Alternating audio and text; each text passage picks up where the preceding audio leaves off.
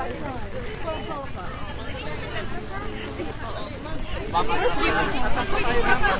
kayo, ma'am. Atras kayo. Okay, thank you. Okay, hello. Magandang hapon. Yes, oo. Nagkita din ba kayo kahapon? Yes! Maraming salamat sa pagbisita ninyo dito sa Dahig. Ate Jenny.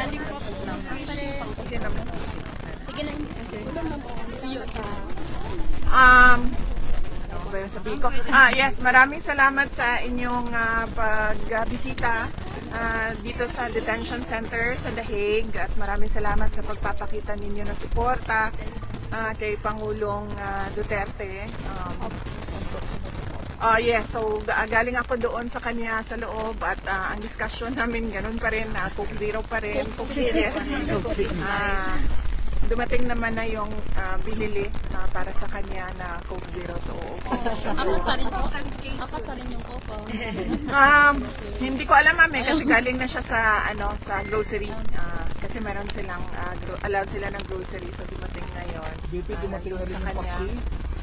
Sir, bawal kasi ang pagbibigay ng pagkain sa loob. So, pwede siyang magluto. I-encourage ko siya kanina. Sabi ko, Papa, magluto ka na lang. And then sabi niya na, I cannot even boil water. What do you expect? So, yes, pwede naman magluto. Sige lang, dahan-dahanin ko lang. Pwede mag-volunteer as a cook? Unfortunately, ma'am, sila lang din yung pwede magluto ng pagkain nila. Yes. And he said na sabi ko, maraming tao sa labas, nag-aantay. So, anong mensahe mo sa kanila? And then he said na ang message ko ay, if you are angry, you are allowed to say almost anything. And that is okay. So, BP, yun yun. may hiling ba si PRD, BP? Nalalapit yung birthday? Wala, sir. Wala man siyang nasabi kanina. And yung discussion lang namin is yung dental floss kasi ni-request na namin yon. So nag-discussion din kami kanina, nagtatanong ako sa guards what is happening to the request for dental floss. And then kahapon kasi I sent a bag of clothes, yung galing Davao City na mga damit niya, pinadala, tapos sinort out ko yon, inayos ko, and then pinadala namin dito sa loob. At natanggap na daw yon kahapon ng umaga.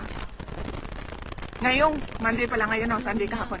Ngayong umaga, natanggap ngayong umaga at i-deliver sa kanya bukas. Kasi pinaprocess lang, chinecheck lang. Nakita niya pa ba yung mga supporters niya kahapon? Mga pictures kung sinong nag-suporta sa kanya? Meron siyang access sa computer, ma'am, supposedly dapat sa loob. Ang problem is, hindi siya marunong mag-operate ng hindi siya marunong mag-operate ng computer. Ang cute ni tatay. So, supposedly na siya i-access. Dili na siya, ma'am. Ayaw na niya. And then, I was asking him, magsulat ka na lang ng libro.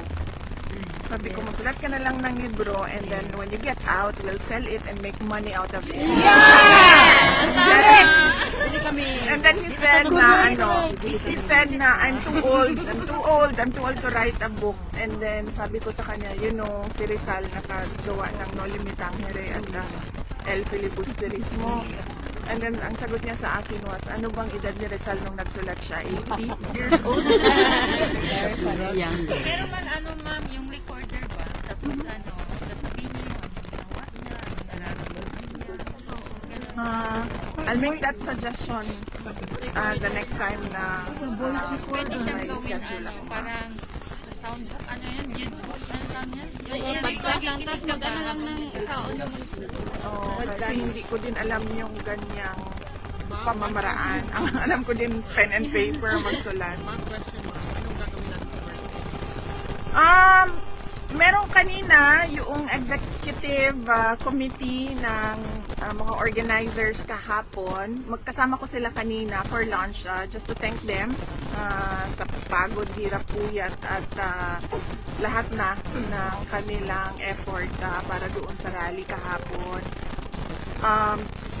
Ang suggestion ko sa kanila, maybe magkanya-kanya na lang tayo ng picnic kung gusto ninyo ng ganon at wala ng program para hindi na tayo kailangan magpaalam ba? Kasi it's not a rally, it's not a protest, it's just a birthday picnic and then you can gather kung ano yung grupo ninyo, kayo yung magsama, kung ano yung grupo nila, sila din yung magsama and then mag-table hopping na lang siguro yung mga tao. Pagalingan na at pasarapan ng pagkain. Ipuntahan niyo po, kasi bulag maayon. Sinabihan ko sila, ma'am. Sabi ko, just let me know kung anong plans ninyo, anong gusto ninyong gawin. Kasi sa 28 naman, ang nakaschedule na bumisita is yung sister ko si Veronica tsaka yung mother niya si Michelle ito. So I'll be free that day, whatever that you want to do on How about your mother? How about your mother? When is your mommy's birthday? She's arriving. Alam mo, hindi ko na maalala kailan darating mama ko. Before then? 28 or 29. On the birthday, ma'am. Yes. Pero kayo po, anong plans nyo for the birthday? I mean, pwede bang dalahan ng cake o ano ba? Yung family ninyo? Well, kasi dahil limited lang yung time ni Shelly to na makastay dito dahil meron siyang mga negosyo na kailangan na sikasuhin. Hindi niya pwedeng pabayaan yung hanap buhay niya. At si Veronica naman ay nag-aaral so kailangan din niyang umuwi. Hindi siya pwedeng magtagal ng absent. Limited yung time nila. So lahat ng time na pwedeng ibigay sa kanila, binigay sa kanila lahat. So kahit yung birthday, binigay sa kanila yung schedule, yung time na pumasok sa loob. So, Ikaw, VP, anong plano mo for his birthday? wala ako schedule sa kanya sa Friday. After na As I lang. said, binigay namin. Kasi allowed lang siya ng 2 visits a day. So, one lawyer visit, and then one family visit. So, the day after ka na lang, VP, or before? Wala akong yes. Wala ako. Binigay ko lahat ng schedule kay Shelly to at Veronica. Napag-usapan naman namin yon and we all agreed na ganun yung gagawin. Nasa kanila lahat habang sila ay nandito dahil limited yung time nila as compared to sa akin. Okay lang, ma'am, because wala man kaming problema. Kaming magkakapatid, wala man kaming problema. Yung mga nanay namin may problema.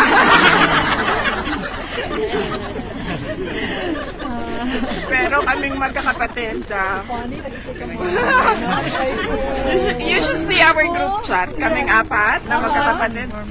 So fun. We love you, BP, may bubut. Just until I get all the lawyers appointed by the court, they need to be vetted, cleared by the court, and once they're all appointed, then I can come and go already. VP, ganun pa rin ba yung tinatanong ni former president? Yung timeline, yung legal strategy, is he very much involved pa rin? You have to ask the lawyer, no, kung ano yung mga napag-usapan nila with regard to sa legal part. Pero sa'yo, ganun pa rin ang mga tinatanong din? Meron siyang na-mention kanina about the same rin, yes, kung ano yung process, ano yung pagkasunod-sunod na kailangan gawin. BP, meron po kayong binanggit yesterday na ang pangamba niyo para sa dad niyo kapag bumalik siya ay baka magaya kay Ninoy Aquino. Meron po bang mga threats? Ano po yung basis or context po nitong binanggit po ninyo dun sa malawakang gathering? Meron po bang mga nare-receive na death threats sa kanya? Or how serious is this possibly na magkaroon kayo ng pangamba? Ang binabasehan lang natin is kung ano yung nangyari noon. Nakita naman natin yung nangyari noon. Hindi naman na mabura kung ano yung nangyari sa kasaysayan. At ito ay nagpapakita kung ano yung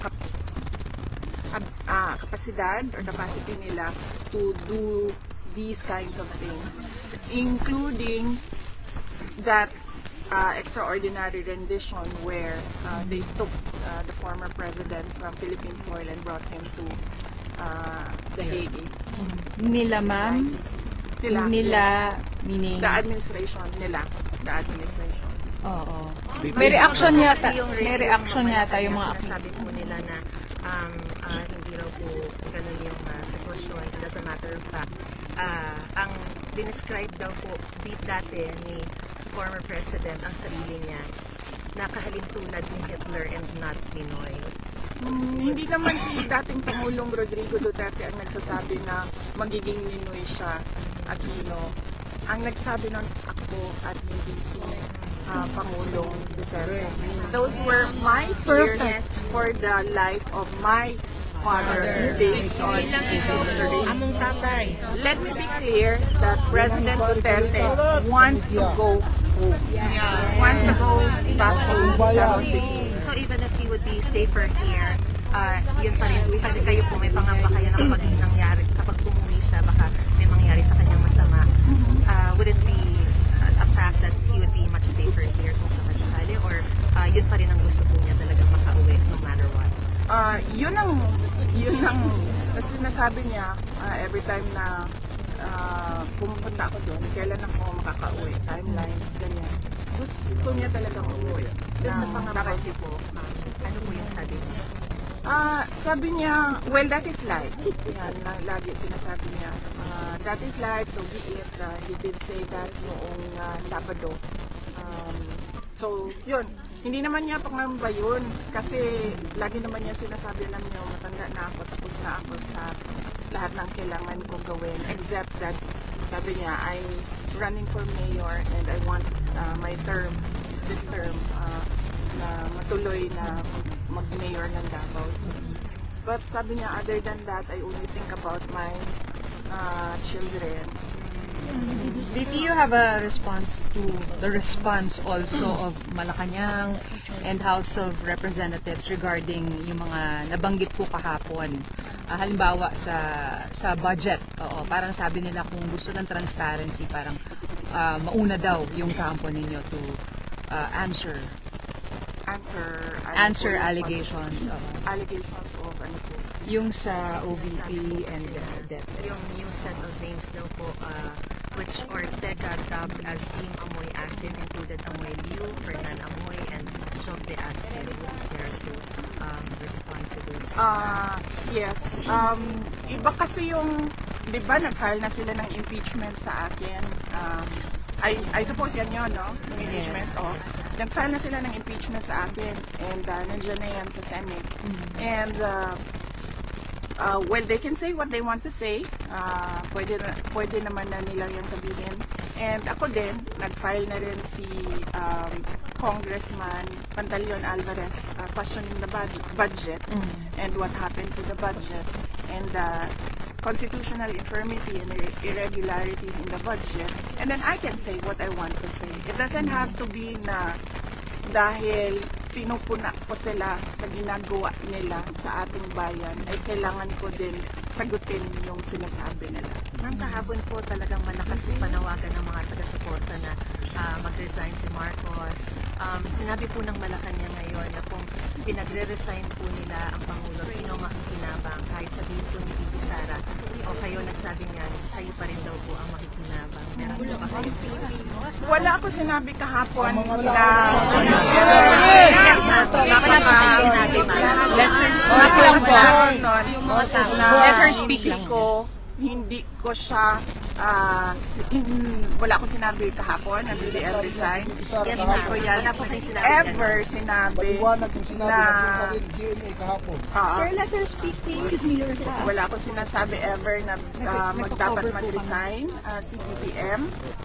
Ang sinabi ko lang kahapon, sabi ko kung nananawagan kayo ng BBM Resign, bigyan nyo ng rason kung bakit yan ang panawagan ninyo sa kanila. And then I gave them examples. Very clear.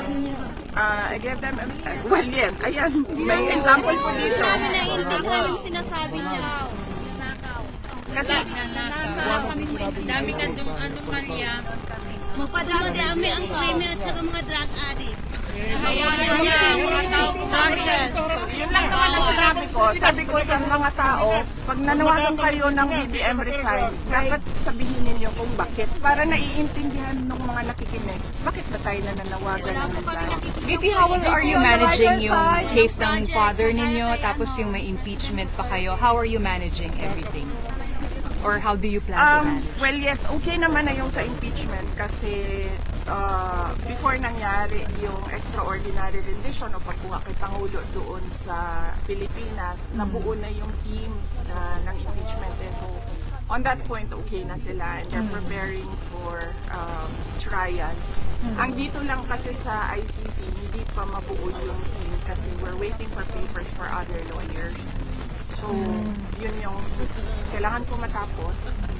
And then, kailangan ko ma-introduce yung lawyer in charge for PRD inside and the outside world doon sa mga kapatid ko and sa kay Shelito para pwede na akong bumalik sa Pilipinas and then pumunta na lang dito kapag kailangan. VP?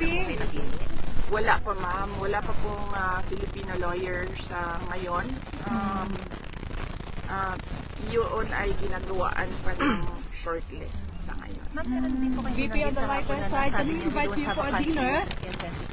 We'll see each other siguro ma'am if you'll prepare an activity sa 28 sa Friday po. Going home na po bukas. Ay!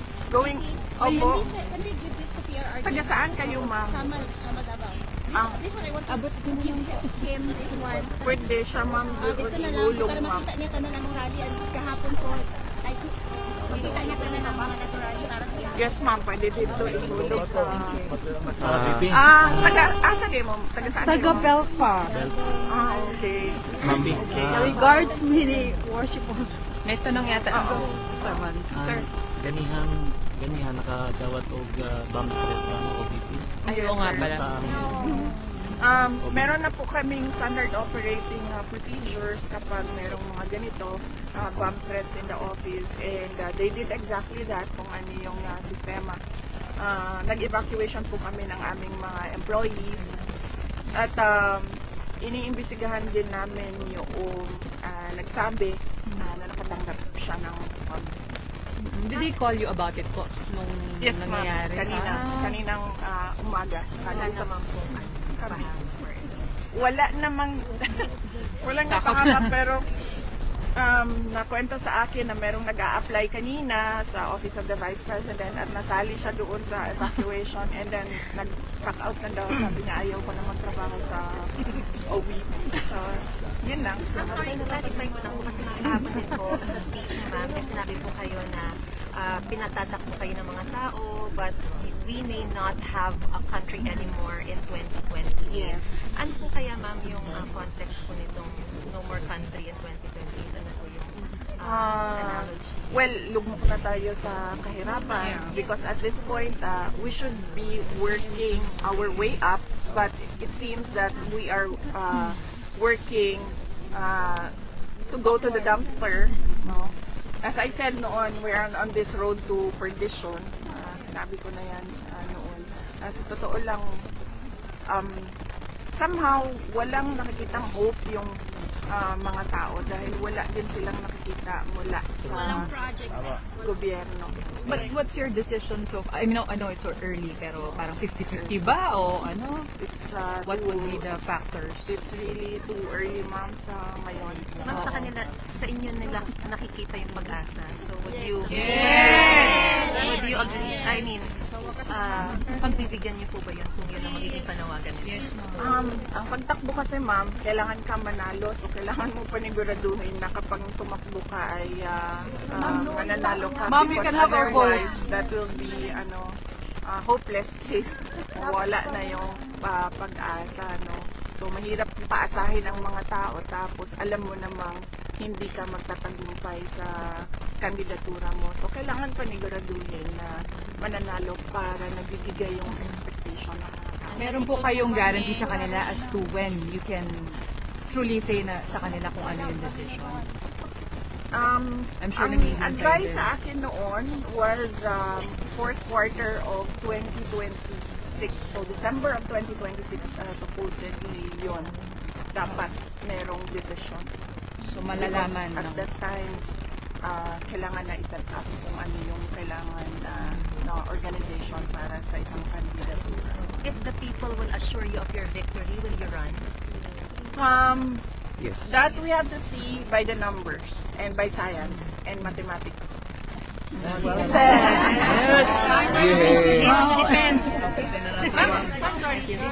Pwede matanong na rin po kayo kasi si Senator Amy, ini-skip na po niya yung mga political sorties ng alyansa, yung alyansa ni Pangulong Marcos.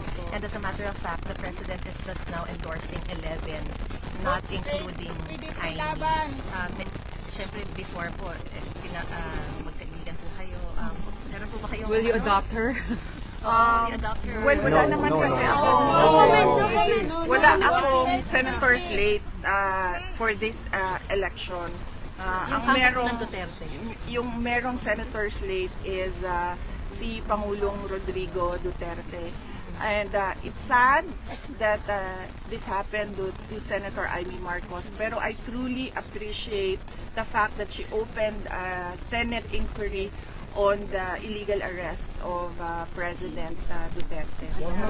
On that point, nagpapasalamat ako dahil napapag-usapan siya sa loob ng gobyerno, hindi lang sa amin dito sa labas na nagrarally. Okay. So there's a possibility that she will be adopted by the FANG or the alliance of No. Duterte? Hindi ko po masagot yan kasi ang slate po ay under President Rodrigo Duterte. And before siya pumasok doon, before he was silenced, nasabi niya ata sa mga tao, it's 6 candidates of PDP plus 4 guest candidates. So, sino nga ba yun, ma'am? So sa kanya yung decision talaga? Yes, Oo. ma'am. Kasi Hindi wala pwede. naman akong senator slate ngayong election na ito. Hindi ako Alright. sumali. Alright. Ang Iceland, kamusta na? Alright, salamat po. Nag-rally kami. Huwag ka dyan na kasi yung double chin ko nakikita sa akin. Can we take pictures? Daghang salamat sa mga Cagayan de Oro teachers. Daghang salamat sa inyong serbisyo sa ato ang kabataan. Mahinungdanon ang inyong trabaho tungod kay dako kaayo ni siya og epekto sa kaugmaon sa ato ang nasod. Mabuhay kayo. May God bless you. Ano mo naman yung Iceland? Kasi dami talagang supporter. May rally mo na activity ko ngayong March 28. Sige ma'am, ano sasabihin ko ma'am? Iceland. Sa Iceland supporter. Okay. Supporter. Sa lahat ng mga kababayan namin sa Iceland, maraming salamat sa inyong suporta kay dating Pangulong Rodrigo Duterte at maraming salamat sa inyong mga dasal. Napakahalaga nito at napakalaking tulong nito. Mag-ingat kayong lahat dyan sa Iceland at baka kayo ay maslide sa ice. Mabuhay kayo. May God bless you. Danau City Signal. I am Mr. Erwin. I am the Vice President of Maisog Croatia. And we will be having Ikaw yung may our... flight ngayon, sir, no? Yes, dapat na late na ko maminday. Dugay ka ni gawas to. So, kanang mangayo kog message lang nimo para sa Maisog Croatia maminday. If tugutan ko nimo. Appeal na lang po ng US, ma'am. Okay. Birthday celebration. Okay, 1, 2, 3. Go. Sa lahat ng members ng Maisog Croatia at sa lahat ng mga kababayan namin sa Croatia. Unang-una, nagpapasalamat ako sa patuloy ninyo na suporta kay Pangulong Rodrigo Duterte. Patuloy ninyo na suporta sa akin at sa aking opisina, ang tanggapan sa inyong dasal, sa inyong mga sulat, at sa inyong pagpapakita ng suporta at pagmamahal sa aming pamilya at lalong-lalo na kay Pangulong Duterte na nasa loob ng ICC detention. Mabuhay kayong lahat. May God bless. Ma'am, Mindanao Di din ka daw makaadto, dito. ma'am? Karong 30? March 30? No, sir. Hindi. Nandito pa ako by 30 because antayin ko yung pagbalik ng isang lawyer, sir. Okay. Salamat, Maminday. Ma'am BP, Mindanao daw. Danau City. Danao pala. Salamat po. Yes, ma'am. Message daw kayo. Message Danau City, Cebu. Yes, daghang salamat sa amo ang mga kaigsuunan dinha sa Danau City, Cebu. Kibalo na takin sa ang ato ang iboto nato ang mga kandidato ni President Rodrigo Duterte o vote straight sa mga kandidato ni Pangulong Rodrigo Duterte o magpasalamat mi sa inyong padayon nga kumpiyansa, suporta o pagsalig sa akua o kay President Rodrigo Duterte. Salamat po. Ma'am BP, sa Belfast, Northern Ireland. Salamat dear. Ubusin pa natin ang United Nations. Safe trip. Safe trip. Ay, pa-picture ka na. Mula natin sa letter A. Ipupunan natin sa letter C. Dear, salamat. Sige po, opo. Makuha na din natin siya with you guys. Wait lang, ma'am. Wait lang. Sa lahat ng kababayan namin sa Germany at ito ang bansa ng aking mga ninuno. Zimmerman. Maraming salamat sa inyong patuloy na suporta at patuloy na pagdarasal at patuloy na pananawagan to bring Duterte home to the Philippines. Ma'am, Ireland, ma'am. Maraming salamat sa mga dasal. Mabuhay kayo. May God bless.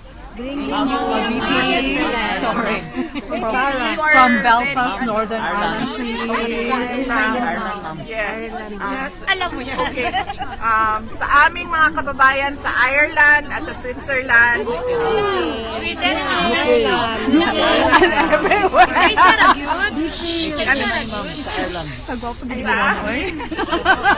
Basta kita Mindanao ba? Ano ito po? Padilya. Ikaw na po.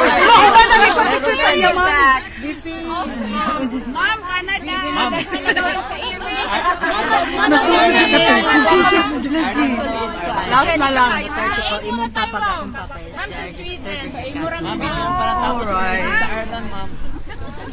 Sa aming mga kababayan sa buong mundo.